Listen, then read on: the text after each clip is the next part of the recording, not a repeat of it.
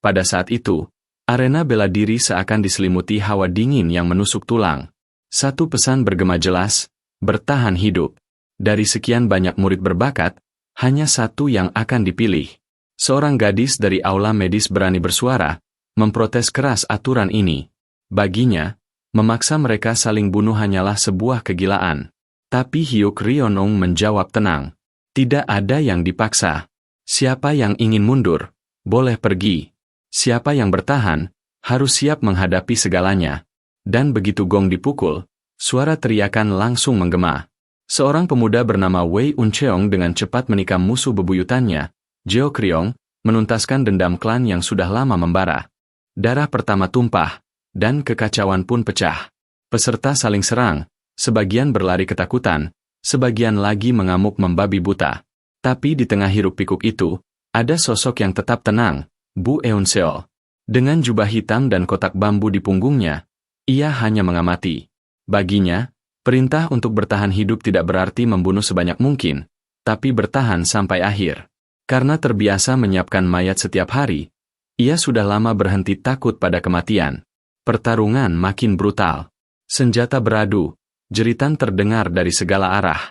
Bahkan mereka yang awalnya enggan membunuh akhirnya ikut terjerat dalam kegilaan. Bu Eun-seol tetap diam, hingga seorang anak muda dengan meteor hammer menantangnya. Menganggap Bu Eun-seol lemah, ia menghina dan menyerang.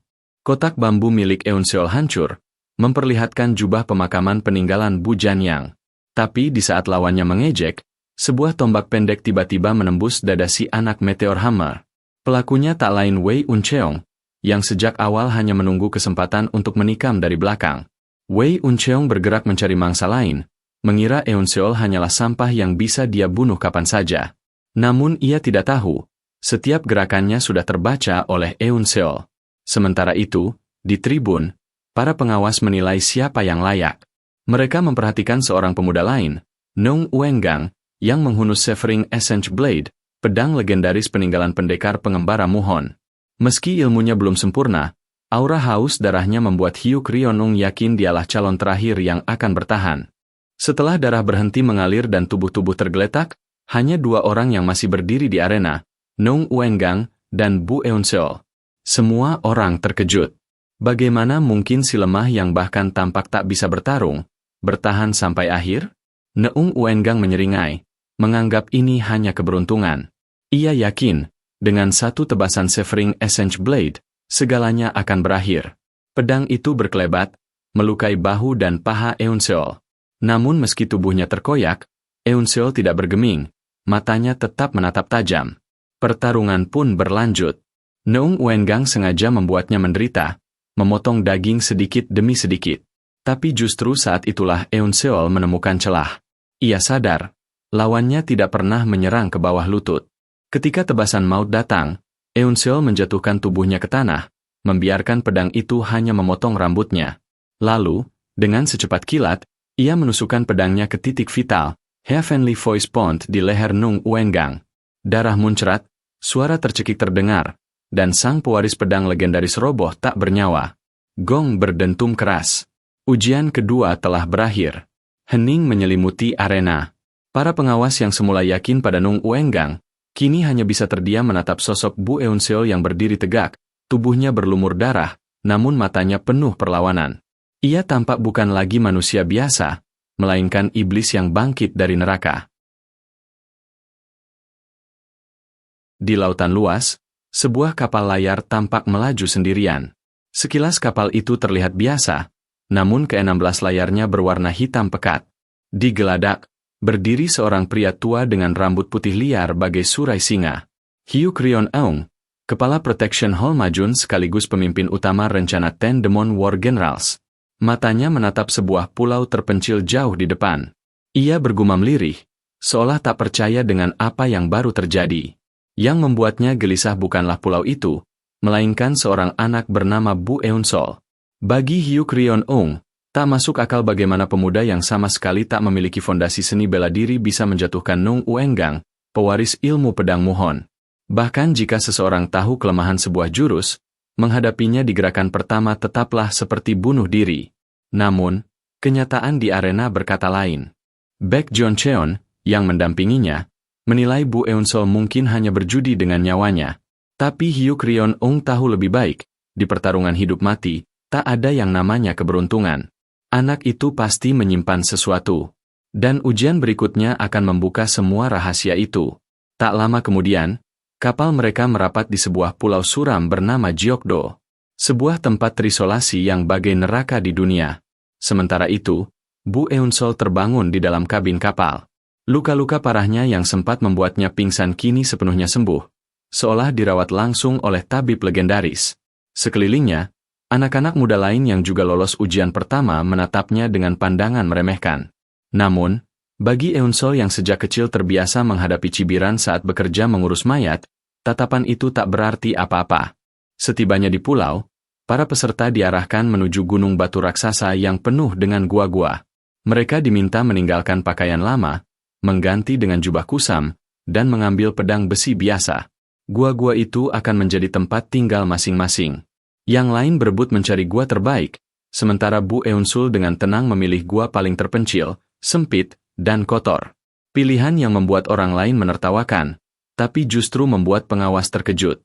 Karena meski tampak buruk, gua itu aman dari penyergapan, cukup luas di dalam, dan gelap sehingga nyaman untuk beristirahat. Setelah itu, para peserta diberi kebebasan. Di Pulau Jeokdo terdapat 10 training hall, masing-masing mewakili satu dari 10 Demon Sects. Mereka bebas memilih mana yang ingin dipelajari. Mendengar itu, para peserta tampak gembira, sebagian besar langsung berbondong-bondong menuju training hall terkuat seperti Hwao Sword Sect atau Blood Flame Sect. Tapi tidak dengan Bu Eun-sol. Ia justru berjalan seorang diri ke arah utara, menuju tempat yang sepi. Di sana, ia hanya menemukan sebuah gubuk tua. Tak disangka, di halaman gubuk itu, tanah bergeser dan muncul kepala seorang pria dengan wajah mirip serigala. Dialah Sawu, master dari Nangya Pavilion. Nangya Pavilion dikenal sebagai sekte terlemah, hanya bertahan karena kejayaan masa lalu. Karena itu, Sawu sendiri menyuruh Eun-sol pergi, mengatakan belajar di sini hanyalah buang waktu. Tapi Eun-sol tetap bersikeras. Ia tahu, seni bela diri tingkat tinggi tak bisa dikuasai dalam sekejap. Yang ia butuhkan bukan pedang pamungkas, tapi tubuh yang sanggup bertahan hidup. Dan ia pernah mendengar, ilmu Nangya Pavilion memberikan vitalitas terkuat di dunia. Melihat tekad itu, Sawu akhirnya setuju. Ia memperingatkan, dari 10 murid yang mencoba, 9 akan mati di tengah jalan. Namun mata Eun-sol sama sekali tidak gentar. Mulai saat itu, ia bukan lagi Bu Eun-sol. Namanya diganti menjadi Nangya Pavilion Trainer No. 1. Dan dengan senyum sinis, Sawu memperkenalkan dirinya. Dialah Sawu, elder dari Nangya Pavilion, pemegang rahasia transmisi seni bela diri mereka. Lautan badai yang kelam. Hujan deras mengguyur, kilat membelah langit, dan di tengah semua itu, seorang murid buta berdiri terhuyung, napasnya terengah, tubuhnya berlumur luka. Bu Eun-sol baru saja memasuki jalan penuh maut bernama Bongak, seni bela diri dari Nangyaga. Di hadapannya, Sawo, sang elder, berdiri dengan sorot mata tajam, seolah menguji apakah murid di depannya sekadar manusia biasa, atau binatang buas yang siap memangsa dunia. Dengan nada dingin ia bertanya, "Apa kau tahu mengapa Bongak, yang pernah berjaya ratusan tahun di puncak 10 gerbang iblis, kini jatuh ke titik terendah?" Bu Eun-sol diam. Meski ia sudah mendengar cerita itu dari kakeknya Bu Janyang, ia memilih menggeleng. Sawo menjelaskan bahwa inti dari Bongak terletak pada pencerahan dan bukan sekadar teknik. Seni ini terlalu sulit. Bahkan untuk meletakkan dasarnya saja, butuh ketekunan melebihi pencapaian puncak dari aliran lain. Tak ada jaminan jenius pun bisa menguasainya. Lalu tatapannya jatuh pada tubuh mungil Bu Eun-sol. Dengan tubuhmu yang rapuh, kau hanya akan mati dalam 3 hari. Belajar Bongak, itu hanya buang waktu. Namun, Bu Eun-sol tersenyum tipis. Ia sudah terlalu sering mendengar kata-kata serupa. Kata-kata yang sama persis yang pernah diucapkan Bu Janyang saat dirinya nekat belajar mengurus mayat. Saat itu ia juga diremehkan. Tapi dengan tekad, malam tanpa tidur, dan keberanian menghadapi kengerian kematian, ia membuktikan dirinya. Kini, saat Sawo bertanya untuk yang terakhir kali, 9 dari 10 murid mati saat belajar Bongak. Masih mau melanjutkan? Bu Eun-sol menjawab mantap. Aku mau. Dan ujiannya dimulai. Tanpa peringatan, Sawo menembakkan jari secepat kilat ke titik akupuntur di mata Bu Eun-sol. Seketika, dunia menjadi gelap. Ia buta. Jangan takut. Itu hanya sementara. Untuk belajar dasar Bongak, Beast's Way, kau harus kehilangan penglihatanmu. Kau akan melatih semua indera tubuhmu, hingga memiliki naluri seekor binatang. Namun, kegelapan itu bukan hanya mengambil penglihatan. Semua indera seolah mati. Tak ada suara, tak ada rasa, bahkan keseimbangan tubuhnya hilang. Hari demi hari berlalu. 3 hari tanpa makan, tanpa minum, hanya menerima hantaman pedang bersarung dari Sawo. Setiap serangan membuat tulangnya retak, darahnya muncrat, tubuhnya rebah. Namun satu hal yang tak pernah jatuh, tekadnya. Tapi Bu Eun-sol bukan anak biasa. Alih-alih duduk menunggu seperti kebanyakan orang, ia berlari, meraba tanah, bahkan menggigit pasir untuk memahami dunia barunya. Ia mencoba membayangkan musuh, membayangkan serangan, dan mencari keseimbangan yang hilang. Sawo awalnya hanya bergumam pelan, menilai bahwa kemampuan Bu Eun-sol tidak buruk. Namun, jauh di dalam hatinya, ia begitu terkejut hingga matanya hampir melotot. Dalam waktu hanya 3 hari, bocah itu mampu menghindari serangan pedang yang bahkan dilepaskan tanpa suara. Itu bukan hal yang mungkin dilakukan, bahkan oleh seorang jenius dengan bakat seni bela diri yang luar biasa. Ia kemudian meminta Bu Eun-sol untuk menghindar sekali lagi. Semua indera Bu Eun-sol, kecuali penglihatannya, kini sudah diasah hingga batas tertinggi. Dari pengalaman membersihkan mayat bersama Bu Janyang, ia pun belajar memahami tubuh manusia. Hanya dengan merasakan aliran udara, ia bisa membaca gerakan Sawo dan arah tebasan pedang yang menghujamnya.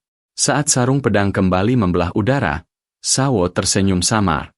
Kali ini ia tidak lagi menahan diri. Tebasan demi tebasan mengalir deras, menunjukkan bahwa seorang ahli bela diri sejati tidak akan pernah berhenti hanya pada satu jurus. Pedang Sawo menari ganas, jauh lebih tajam dan berbahaya dibanding saat ia melawan Neung Uenggang. Bu Eun-sol bisa merasakan setiap serangan, namun tubuhnya tak mampu menghindarinya. Selama setengah shichen penuh, ia hanya bisa menerima serangan itu tanpa balas. Tubuhnya babak belur, hingga akhirnya ia terjatuh ke tanah dengan darah bercucuran. Sawo pun menyarungkan kembali pedangnya, lalu melemparkan sebuah kantong kulit. Bu Eun-sol segera meraihnya dan meneguk isinya. Cairan kental dan lengket itu bukan air, melainkan ramuan aneh yang membuat tubuhnya panas seperti disiram arak kuat. Sawo memperingatkan, selama menjalani Beast's Way, ia tidak boleh makan makanan biasa. Jika melanggar, semua indera yang telah diasahnya akan kembali tumpul. Rasa perih menjalar dari tenggorokan hingga perut, namun Bu Eun-sol menahannya. Untuk pertama kalinya ia bertanya, apa sebenarnya cairan itu? Sawo hanya tersenyum miring dan berkata bahwa tidak perlu tahu. Ia memberi waktu 1/4 jam, lalu berjanji latihan akan dilanjutkan. Ketika pedangnya kembali ditarik keluar, suara dingin terdengar. Dari saat itu, latihan tidak lagi sekadar pelatihan. Bu Eun-sol benar-benar harus mempertaruhkan nyawanya. Tebasan demi tebasan mematikan menghujam. Setiap kali tubuhnya tersayat, darah berhamburan. Sawo mengingatkannya untuk tidak berpikir terlalu lama. Jika mencoba membaca serangan sebelum bergerak, ia pasti terlambat. Ia harus langsung bereaksi secepat insting. Pedang Sawo bahkan menyerangnya seolah-olah ia dikepung banyak lawan. Ia mengingatkan bahwa di dunia bela diri, tidak semua pertarungan berlangsung dengan cara yang terhormat. Bu Eun-sol pun berulang kali jatuh, terluka, lalu bangkit kembali. Meski tubuhnya lemah dan napasnya tersengal, ia tidak pernah lengah. Tangannya selalu menggenggam erat pedangnya, siap menghadapi serangan kapan saja. Melihat itu, Sawo untuk kedua kalinya melemparkan kantong kulit berisi ramuan. Setiap kali meneguk cairan itu, tubuh Bu Eun-sol terasa pulih kembali, seolah darah dan energinya mengalir segar. Bahkan ketika minum, posisinya tetap rendah, bahu dan kakinya siap melompat, menunjukkan kewaspadaan yang tidak pernah surut. Sawo yang semula hanya berniat membuang waktu, kini mulai tersentuh. Anak ini memiliki ketekunan dan tekad yang menyala-nyala, sesuatu yang jarang ditemukan bahkan jika seluruh dunia bela diri disisir. Ia pun rela memberikan Extreme Spring Spirit Water, ramuan berharga yang bahkan dirinya enggan gunakan. Setengah bulan kemudian, di depan gubuk Sawo, suara benturan senjata menggema tanpa henti. Bu Eun-sol kini bisa menangkis serangan yang bahkan diarahkan ke titik vitalnya. Ketika pedang Sawo berputar ke arah titik energi vital, Bu Eun-sol sudah bisa mengantisipasi dan menangkisnya dari belakang. Melihat itu, Sawo tak kuasa menahan tawa. Tawa kerasnya bergema bagai raungan singa, menandakan bahwa ia akhirnya menemukan murid jenius yang selama ini ia cari. Beast Test Way, seni bela diri brutal yang biasanya membutuhkan 3 bulan 10 hari bahkan bagi seorang jenius, berhasil dikuasai Bu Eun-sol hanya dalam setengah bulan. Sawo pun akhirnya membuka kunci penglihatan bocah itu, mengembalikan indera matanya yang selama ini tertutup. Awalnya Bu Eun-sol terhuyung, matanya dibanjiri terlalu banyak informasi. Namun Sawo meyakinkannya bahwa seiring waktu, instingnya akan jauh melampaui penglihatan biasa. Sawo menawarkan Bu Eun-sol untuk menjadi murid resminya di Bongak. Ia menjanjikan bahwa dalam 10 tahun, Bu Eun-sol bisa menjadi salah satu ahli terbesar di Demonic Path. Namun Bu Eun-sol menolak. Ia bersikeras ingin menjadi salah satu dari 10 Demon Disciples, demi bisa mempelajari semua seni bela diri dari 10 gerbang iblis. Sawo menasihatinya bahwa mustahil ada manusia yang bisa menguasai semuanya. Bahkan seorang jenius hanya bisa menyempurnakan 2 atau 3 teknik. Meski begitu, tatapan Bu Eun-sol tidak goyah. Ia tetap ingin mencoba, meskipun itu jalan yang mustahil. Sawo akhirnya menyerah.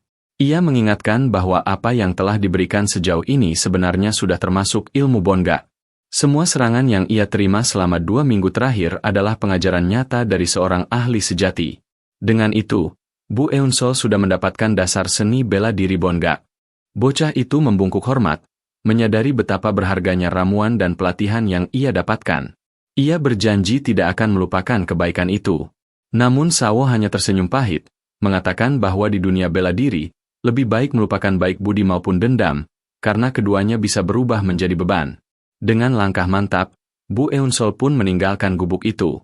Tubuh kurus dan goyah setengah bulan lalu telah berubah. Kini ia berjalan dengan wibawa seorang pendekar sejati. Melihat punggungnya yang menjauh, Sawo hanya bisa tertawa getir. Anak yang ia kira seekor ular kecil ternyata adalah naga tersembunyi. Ia pun sadar, badai darah akan segera menyapu Helle's Path.